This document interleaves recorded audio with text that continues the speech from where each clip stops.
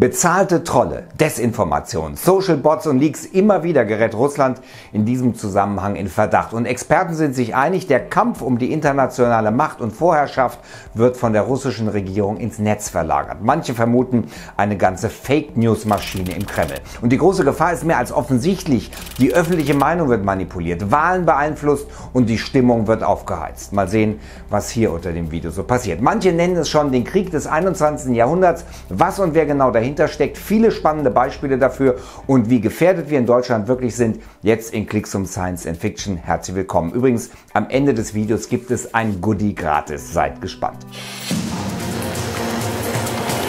Im Internet gelten andere Regeln als in der echten Welt. Das Netz wird zunehmend zum Spielfeld einer Auseinandersetzung, die Militärexperten mittlerweile als Krieg bezeichnen. Waffen und Ziele bestehen hier aus Informationen. Es gibt Schätzungen, nach denen dieser Krieg mehr als 10.000 Tote und Millionen Vertriebene zur Folge hat. Ein Krieg, den der stellvertretende US-Verteidigungsminister Bob Burke in einer Rede 2015 als Labor für die Kriegsführung des 21. Jahrhunderts genannt hat. Einer, der sich an dem Krieg, der von Tastaturen ausgeführt wird, beteiligt, ist Nero Mansa, ein Aktivist aus Donezk, etwa 50 Jahre alt, der all seine Freizeit auf verschiedenen russischen Social-Media-Seiten verbringt. Dies kennt er durch und hört zudem pro-russische Funkkanäle ab. Ich kann nicht als Soldat kämpfen, also versuche ich auf diese Weise mein Bestes zu tun, sagt er. Auch im Fall MH17 waren Leute wie er in gewisser Weise verstrickt. Eine Stunde vor dem Start der Maschine am Amsterdamer Flughafen schreibt Nero Mansa auf Twitter: Es ähnelt stark einer Buk, also einem mobilen russischen Boden-Luft-Raketensystem mit mittlerer Reichweite. Konkret handelt es sich um eine 34 Tonnen schwere Buk M1 Teller. Das steht für Transporter, Aufrichter, Trägerrakete und Radar. Das Waffensystem wird begleitet von irregulären Truppen. Eine halbe Stunde später, die MH17 ist längst gestartet und mittlerweile etwa 30 Minuten in der Luft. Jetzt meldet ein ukrainischer Aktivist, Ed Wovihai, er habe den Konvoi durch die Stadt Torez fahren sehen. Etwa 45 Meilen östlich von Donezk und in Richtung der Stadt Schnischne. Später wurde das System dann tatsächlich in einem Feld aufgestellt. Um 4:20 Uhr Ortszeit feuerte es dann eine 1500 Pfund Rakete ab. Mit fast dreifacher Schallgeschwindigkeit stieg sie auf 33.000 Fuß Höhe. Ausgestattet war sie mit einem 154 Pfund schweren Gefechtskopf, der etwa 4 Meter schräg links oberhalb der Flugzeugnase explodiert sein muss. Ein Fragment davon fanden die Ermittler bei der Autopsie der 15 Crewmitglieder und der 283 Passagiere im Körper eines Besatzungsmitgliedes. Hunderte Metallfragmente fanden sie auch in der Leiche des Kapitäns und 120 im Körper eines Offiziers. Unter den Passagieren waren im Übrigen 80 Kinder. Die Absturzstelle der MH17 hatte ein OSZE-Ermittler als den größten Tatort der Welt bezeichnet. Wirklich mehr als grausam, und noch bis heute ist unklar, wer genau den Knopf freigegeben hat. Die russische Regierung hat sich in diesem Fall immer weiter verstrickt. Die Taktik scheint zu sein, Kritiker unglaubwürdig zu machen und von sich selbst abzulenken. Hochautomatisierte Netzwerke von Bots sorgen genauso wie bezahlte Trolle dafür, dass Anschuldigungen und Ablenkungsmanöver massenhaft verbreitet werden. Eine breite Front, die sich da aufgestellt hat. Ihre Gegner, Freiwillige, die soziale Netzwerke als Ermittlungsgrundlage nehmen. Wie zum Beispiel das Crowdfunding-Projekt Bellingcat, das 3 Tage vor dem MH17-Absturz gestartet war. Nicht einmal 6 Stunden nachdem MH17 abgeschossen wurde, hatte sein Gründer ein spannendes Video gefunden. Es zeigt, wie die Buk durch Schnischne fährt. Genau dieses Video findet 2 Jahre später seinen Platz in dem Abschlussbericht des internationalen Untersuchungsteams. Das Bellingcat-Netzwerk hat nur ein minimales Budget und trotzdem haben seine Teilnehmer Unglaubliches geleistet. Aus Social-Media-Beiträgen und frei verfügbaren Satellitenfotos haben sie ihre Ergebnisse gewonnen, unter anderem die Identifikation der Buk-Einheit Nummer 332 und das zugehörige Bataillon der 53. Flugabwehrraketenbrigade in Russland. Dazu verglichen sie unzählige Fotos und fokussierten sich dabei auf charakteristische Merkmale wie Beulen und die Anordnung von Kabelverbindungen zum Raketenaufrichter. Die Bellingcat-Aktivisten waren auch diejenigen, die als erstes öffentlich den Weg beschrieben haben, den die Buk zurückgelegt hatte. Ein ungleich höheres Budget zur Aufklärung des MH17-Abschusses hatte natürlich das offizielle niederländische Ermittlungsteam, der Sicherheitsausschuss, zur Verfügung. Gleich hunderte Ermittler vernahmen mehr als 200 Zeugen, rund 1400 Wrackstücke wurden untersucht und 500.000 Fotos und Videos wurden analysiert. Der Kostenpunkt dafür 4,8 Millionen US-Dollar. US-Dollar. Die vorläufigen Ergebnisse des Sicherheitsausschusses gab es im September letzten Jahres. Demnach war eine Buk M1 Teller von der Russischen Föderation in die Ukraine gebracht worden und feuerte dort die entscheidende Rakete ab. Danach wurde das Waffensystem nach Russland zurückgebracht. Die russische Antwort auf diese Enthüllung war allerdings eher eine Farce. Zunächst beschuldigte die Regierung einen ukrainischen Kampfjet. Dann waren ukrainische Bodentruppen und später auch die CIA verantwortlich. Später gab es dann noch die Behauptung, dass eigentlich Putins Privatflugzeug das Ziel gewesen sei. Das alles lief durch eine Art Nebelmaschine. Trollfarmen, halbautomatische Botnetze und die russischen Staatsmedien haben in diesem Kontext ganze Arbeit geleistet. Gleichzeitig wurde auch auf die Gegner geschossen. Es gab Hackerangriffe auf den niederländischen Sicherheitsausschuss und Spearphishing-Angriffe auf das Bellingcats-Netzwerk. Und das war tatsächlich nur der Auftakt für ein weitaus größeres Spiel. Es folgten Hackerangriffe auf die NATO, französische Medien, auf verschiedene Regierungen und die OSZE. Auch der Deutsche Bundestag war betroffen. Immer wieder tauchte dabei ein Name einer bestimmten Hackergruppe auf, Fancy Bear, auch Strontium, Iron Twilight oder Zar-Team genannt.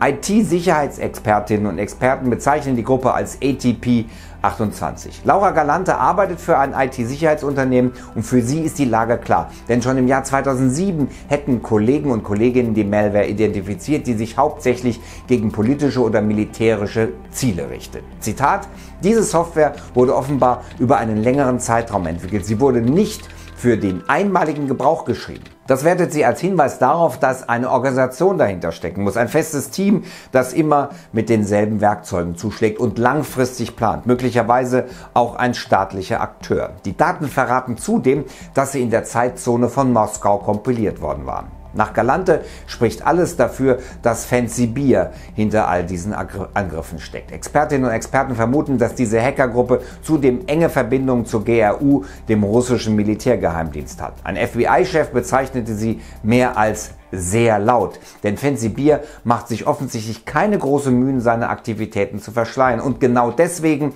zweifeln manche Expertinnen und Experten. Sie halten es für möglich, dass dabei wer völlig anderes unter falscher Flagge agiert. Doch was will Russland damit bezwecken? Was ist das langfristige Ziel der Kreml-Regierung? Galante ist sich sicher, dass Putin nicht nur, Zitat, die physische westliche Dominanz, sondern auch die Fähigkeit des Westens, globale Werte und Normen zu definieren, in Frage stellen will.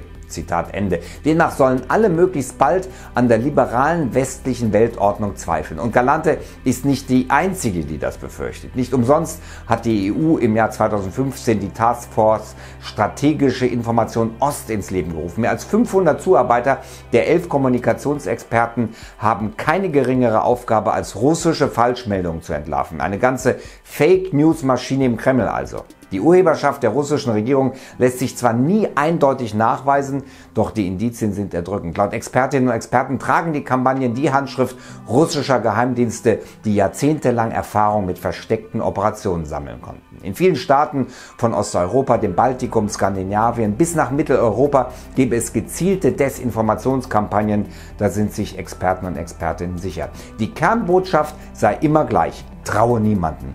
Und wenn man die ganze Fake-News-Welle sieht, ist sogar US-Präsident Donald Trump dieser Kampagne aufgesessen. Herzlichen Glückwunsch. Besser hätte es nicht laufen können. Der in Russland geborene Sicherheitsanalytiker Andrew Anderson sagt klipp und klar, Zitat: Das Erste, was man verstehen muss, ist, dass das ein Krieg ist. Das ist kein Witz und das ist kein Spiel. Es geht nicht um Geselligkeit mit Freunden in sozialen Netzwerken. Sogar die, die nicht teilnehmen wollen, müssen sich nach den Gesetzen des Krieges verhalten. Zitat Ende. Seiner Meinung nach verwendet die Putin-Regierung Methoden des Kalten Krieges, um die liberale Demokratie der westlichen Welt zu schwächen. Europäische Wissenschaftlerinnen und Wissenschaftler sind mit dem Begriff Krieg etwas vorsichtiger.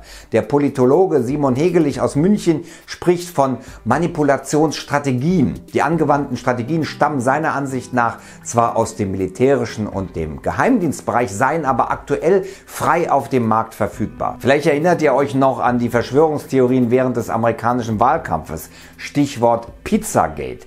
Die CIA habe Julian Assange ermordet oder Hillary Clinton habe Parkinson oder was da alles Wirres verbreitet worden war. Das alles verunsichert die Leute und könnte laut Hegelich dazu führen, dass sie am Ende, Zitat, nur noch einfache Antworten von populistischen Parteien glauben.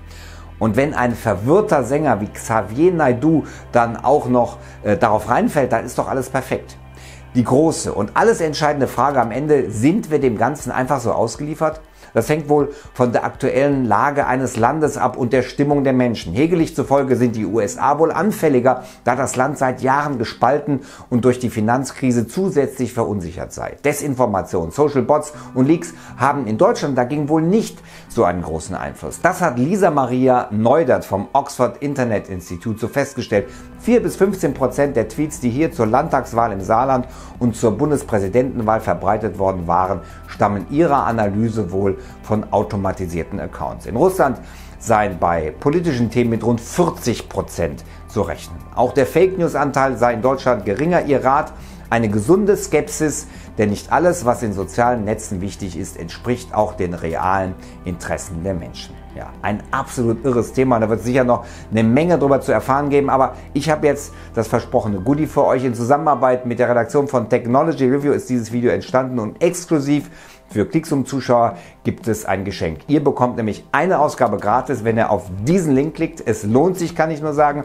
Technology Review ist wirklich eine ganz fantastische Zeitschrift. Immer super recherchiert, wie auch dieses Thema. Und hier geht es zu einem weiteren Video, das wir mit der Redaktion gemacht haben. Virtual Reality verändert die Welt. Klickt drauf, wenn es euch interessiert, und ansonsten bis dann. Bleibt dran.